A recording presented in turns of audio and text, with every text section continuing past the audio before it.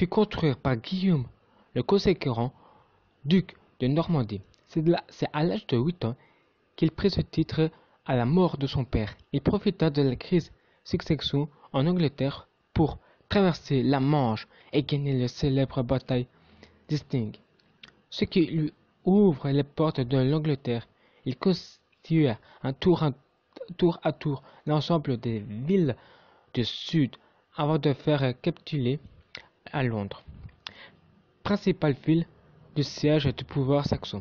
Il se lança alors dans la construction d'un grand nombre de châteaux forts de toute l'Angleterre et prit soin de celui de Londres sans être suffisamment impressionnant pour provoquer la peur chez les habitants. Il choisit de la construire à l'angle sud-est des anciennes fortifications romaines, des murailles désormais inadaptées et des défenses de la ville. Sous sa position du nord de la termine à Bordeaux, il lui permettait d'avoir les meilleures défenses de toutes les contrôles du trafic fluvial.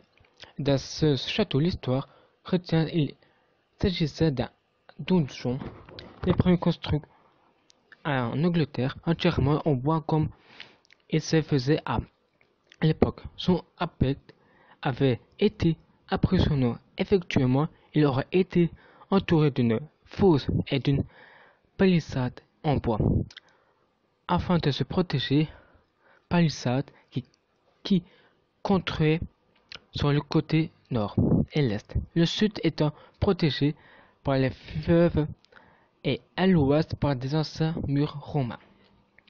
À l'époque, ce donjon était le plus important de Londres, mais ce n'était pas le seul. Deux autres châsses furent construits, le château de Mouchit et celui de Bayard. Peuvent toute période en la victoire d'Hastings, de la mort de Guillaume et Conquérant à toute l'Angleterre se couvre des forces des médiévistes indiquent que cette période fut la plus prolifique en construction d'incentives et de toute l'Europe fédérale. Plus partout, des Dijon, à part des châteaux, furent construits. Le roi confia la plupart de ses forteresses à un proche, Georges de Mondeville, un membre d'une famille de la ville de Manéville, actuellement une commune de Saint-Martin. Cette charge était héréditaire. Ses héritiers bénéficiaient de cet important contrôle sur les places fortes d'Angleterre, ce qui rentra exactement à puissance. Guillaume le Conquérant se fit proclamer roi d'Angleterre le 14 octobre 1666 et couronné le 25 décembre de la même année. De sa mort 1087, il légera à son fils aîné son royaume et ses second le duché de Normandie, le troisième succédant au premier quelques années plus tard. Mais c'est encore sous le régime de Guillaume le Conquérant et fut entreprise la première des révélations de Dijon. Sa construction en pierre, c'est la fin du VIe siècle que les châteaux initiaux furent reconstruits en pierre. Pour la plupart, les techniques de construction ont suffisamment progressé pour pouvoir être utilisées. À la mort du roi de Dijon, commencée en 1078, était toujours pas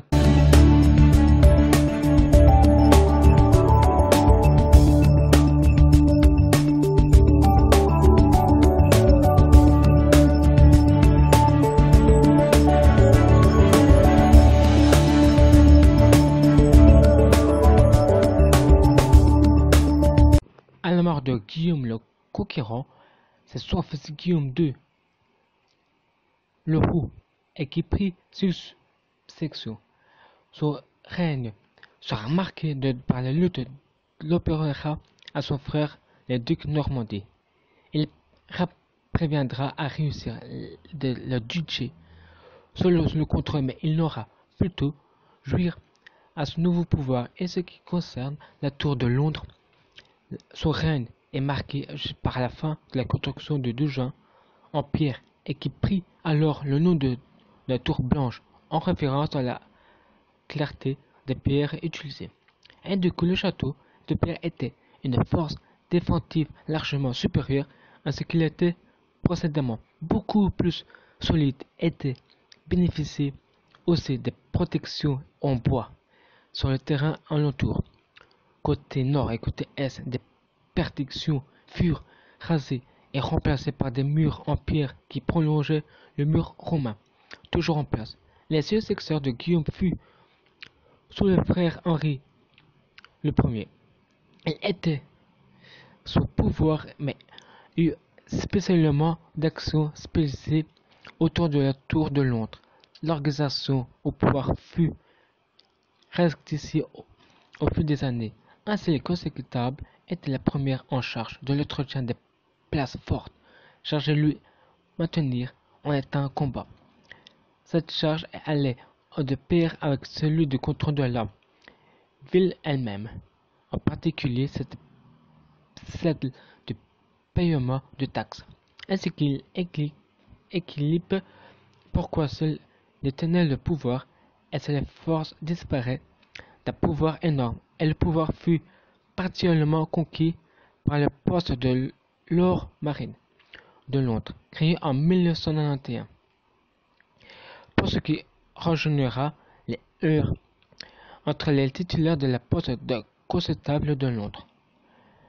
En commutable de Guillaume, le concurrent était Geoffrey de Marville. À la mort de 1100, cette charge incomba dans son fils, puisque charge était héréditaire le Guillaume Ier, et s'il perdit une partie de son pouvoir en laissant échapper son premier prisonnier de la tour de Londres. Mais à sa mort en 1916, son fils put récupérer le titre connétable de Londres. En 1135, le roi Henri le meurt. Commence alors une guerre de succession entre Mathilde d'Espérance, sa fille Ernest d'Essigny, et Étienne de Dubois, le cousin de la mère qui auto-portuguera roi d'Angleterre, et c'est ce nom qui est retenu dans l'histoire canonique d'Angleterre. Le roi 1935 à 1941, mais son règne fut sans éclat ni insécurité particulière. Il fut capturé de la veille de l'Équinoxe en 1941, ainsi qu'il permet à Henri, le fils de Mathilde, montrant sur le trône promis à sa mère. Il fut remplacé par le célèbre Richard Ier, dit Richard Cœur de Lion, le roi de 1989 à 1999. Pendant toutes ces périodes de la tour de Londres, il ne subit aucune modification. Il n'agissait toujours d'un donjon de la tour blanche, protégée par les murs en pierre de la Tamise. La tour blanche était élargie en haute, qui contenait les appartements du roi ainsi que la salle du but première militaire. Cet immobilisme va changer avec la montée de le trône de roi.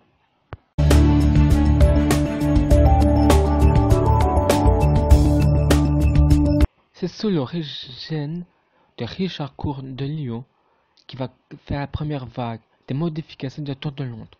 Il fut installé par Guillaume Longchamp, un proche du roi, avait pour tâche de gérer l'Angleterre lors des absences du roi, ainsi qu'il arriva à la troisième croisade 1989-1192. Tâche immense, bien sûr qu'on peut nommer un régence, celui qui repensa à partir du trésor royal pour financer la marchandise des nombreuses forteresses d'Angleterre, à commencer par la tour de Londres. Pièce maîtresse dans le pays, il fit creuser des douves autour des enceintes et améliora le système de défense dans les globalités, étant également connectable à Tours. La tour Marvédance était en train de entre-temps. Il fut assassiné par Jean d'Angleterre et le frère de Richard Coulecoin. désireux de prendre le pouvoir d'absence du roi. C'était le premier siège qui tour de Londres, qui se fut un échec, non pas à cause des éventuelles défaillances. Le système défensif pour des raisons politiques. William Longshaw préférence à rendre le bout des 3 jours seulement. Il passe le tour de Londres, des corollaires à cette ville de Londres, principale ville de siège du pouvoir. Elle est aussi de l'Angleterre tout entière. Jean sans terre, comme on l'appelle de nos jours, monte dans le trône. Il restera jusqu'à 1216 pour une série de révoltes des barons, qui ne cessent de prendre le pouvoir durant cette période de la guerre de tour de Londres. Sous le pouvoir de Robert Fiennes, le chef des révoltes, en 1216, le fils de Jean prit le pouvoir, Henri III, sous Édouard Ier. C'était durant cette période, c'est la tour de Londres qui fut le plus modifié.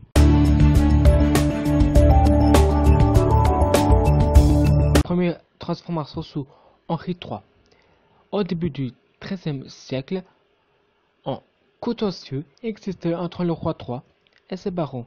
Le roi fut donc faire d'importants travaux à la tour de Londres pour augmenter les défenses et améliorer les cadres de vie. Elle dure plusieurs décennies jusqu'à la règne d'Édouard Ier. Il considère que la construction d'un rempart plus solide, il est sur les 3 côtés non protégés par la termine. À ouest, du nord et à l'est, les plusieurs tours défensives furent construites sur le tour tout à long de ce rempart, et les chemins rediffusaient le tour. Du coup, la forteresse passait au-delà de la vieille limite romaine. Il s'attendait sur le terrain plus de l'Est Henri. Il fut également construire les forces tout autour de cette enceinte. Le tour de Londres n'était pas seule époque qu'une forteresse militaire était le lieu de résidence du roi, mais ce dernier possédait de nombreux endroits où vivre. Il n'était donc pas physiquement présent en permanence à la tour. Il organisa à 2 reprises des séances parlementaires réunissaient les barreaux.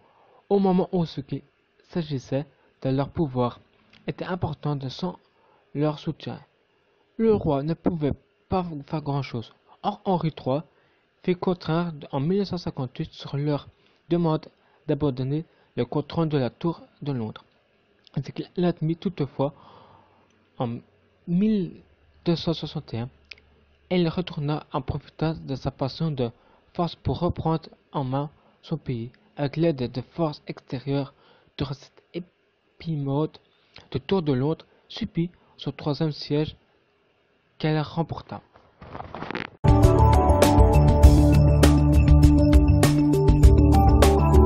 Tour Édouard Ier. La tour de Londres a reçu des nouvelles des modifications de dernière de son histoire, du moins pour les plus importantes. Il commença par combler de douves crevées par son prédécesseur. Il fit construire un second rempart à l'avant, rempart extérieur, plus lourd, plus massif. Il formait le double fortification, censé être imprenable. L'entrée fut également améliorée avec la construction de pont-levis, de Parcanan, et de tours de contrôle passage pour massifs, qui précédemment des nouveaux fosses furent également creusés. 2 moulins à dos construits à puis creusés, et également à cette époque de la tour Buckshot destinée à remplacer l'ancien corps de garde détruit peu après la construction de sous Henri III. Les modifications se retrouvent de nos jours dans le bâtiment tel qu'on connaît, et dans la double fortison, de la douve, de la bagage, la porte de traînée, etc. La preuve que tout Londres n'a pas pu évoluer architecturalement Cependant, depuis le début du XIVe siècle, parmi les bâtiments ont été détruits pour cette époque, sinon quand même les principaux éléments du palais royal.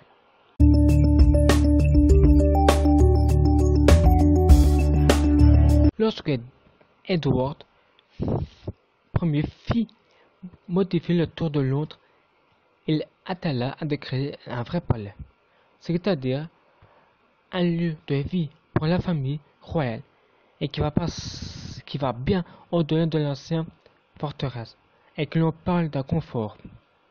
Il créa donc le bâtiment principal et une grande salle richement décorée qui communiqua avec la tour Lordon, d'un côté de la tour Valkyrie et de l'autre via une petite salle de la tour Saint-Thomas qui date également de cette époque, étant une partie de ce palais.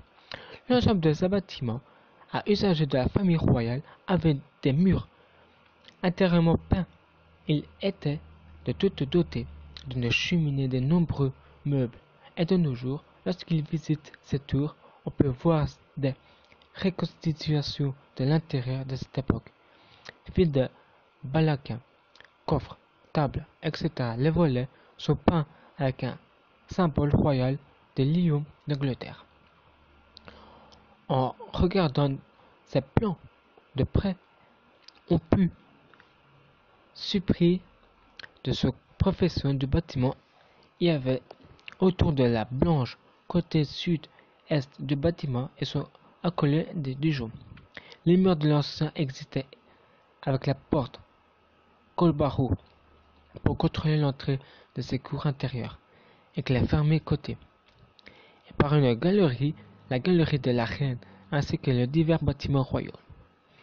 Des bâtiments accolés au Dijon côté sud étaient de la galerie de la garde-robe qui était à côté était bâtiment de la garde-robe. Prenez dit, ces bâtiments contenaient des objets appartenant au roi, comme les thunes, mais aussi le trésor des objets, ucelles, etc. Les garde-robes étaient le point de départ d'organisation des plus importantes de ce de charge de la gestion du royaume royal, lorsque le pays s'organisa en nation. La tour de Londres restera de nombreuses années ainsi, avec le tour intérieur résiste qui se détruit en même temps que les portes.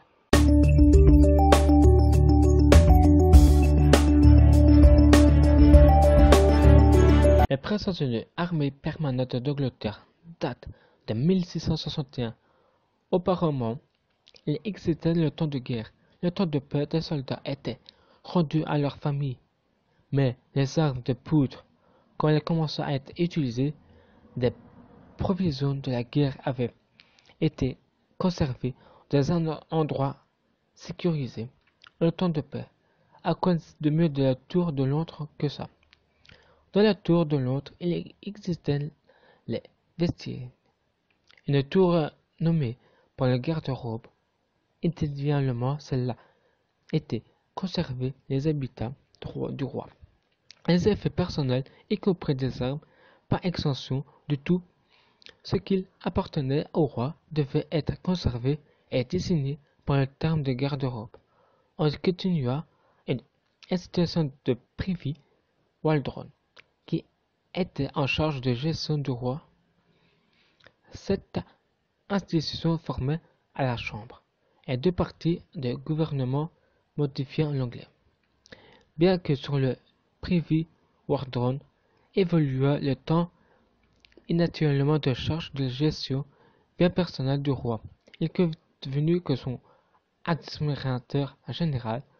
Cette institution avait son siège de la tour de la garde-robe.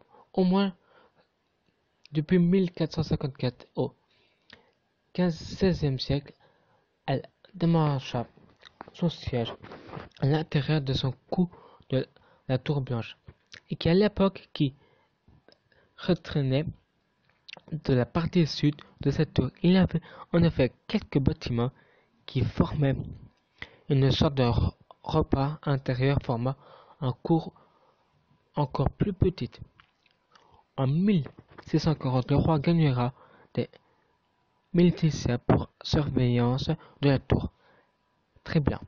Il eurent une tâche de défense de l'arsenal du roi, Charles Ier. Était imposé le Parlement de populaire de menacer Charles Ier fit modifier pour le tour de Londres et créer une plateforme d'artillerie sur les hauteurs sur le toit. Il y avait divers canons. En 1642, le roi tenta de faire arrêter 5 membres du Parlement, mais face à la honte de la population qui fut, les Transbans rejoint le peuple. Le roi décida de libérer la tour de Londres, qui passa alors sous la direction du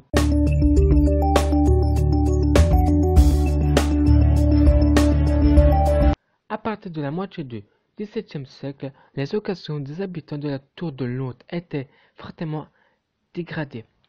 Traditionnellement, le roi avait de faire couronner passer leur dernière nuit de la tour de Londres, mais le dernier il avait respecté cette tradition et ne put y dormir, c'était Charles II. Sous l'estoic des dépenses, ils furent faites des restaurés de la tour de Londres. Il reconstruit des nouvelles arsenals, puis des nouveaux bâtiments pour la garnison, mais malgré que la forteresse restait sur le lieu pénible à vivre, ce n'est plus de la place de forte. Ce palais était autrefois au XVIIe siècle. Il tenta à nouveau d'améliorer les défenses de la tour, mais les travaux s'étiraient en longueur ne furent pas d'une efficace forcément le nombre de canons avait chuté. Il y avait peu de chances que la tour soutienne un siège très longtemps. En 1774, il fit construire une courtine entre les quais des remparts extérieurs. Puis arriva le problème des duvets.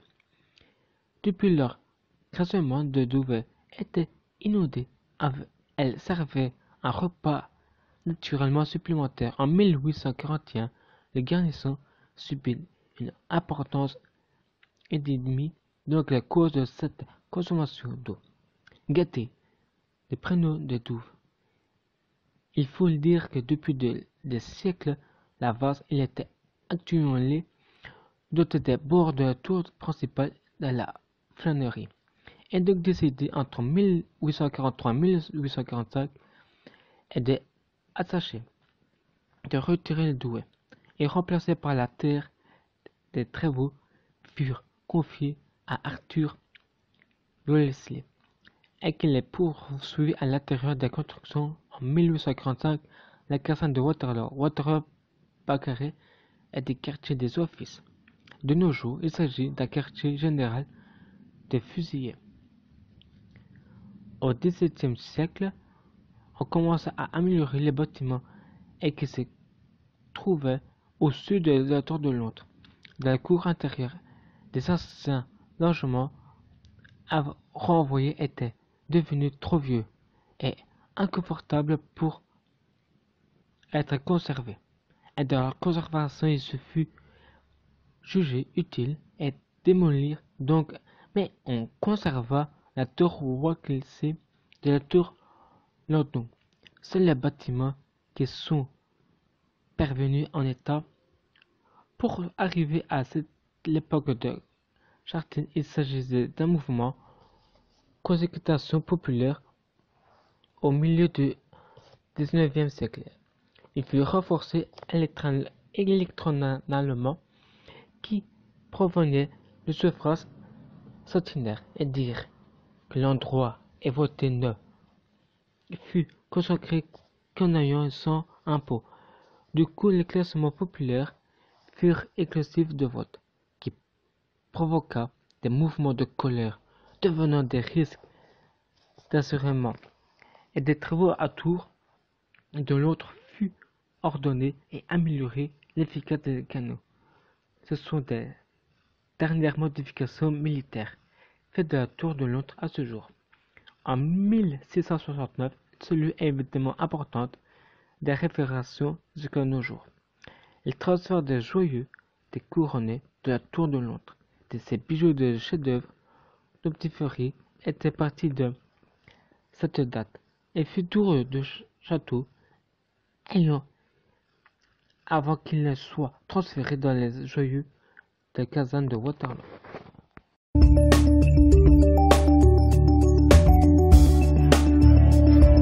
Place forte de Londres de la tour avait tout pour jouer un rôle important durant les deux guerres mondiales, mais l'absence de troupes allemandes sur le sol britannique n'avait pas rendu la forteresse indépendable à la victoire.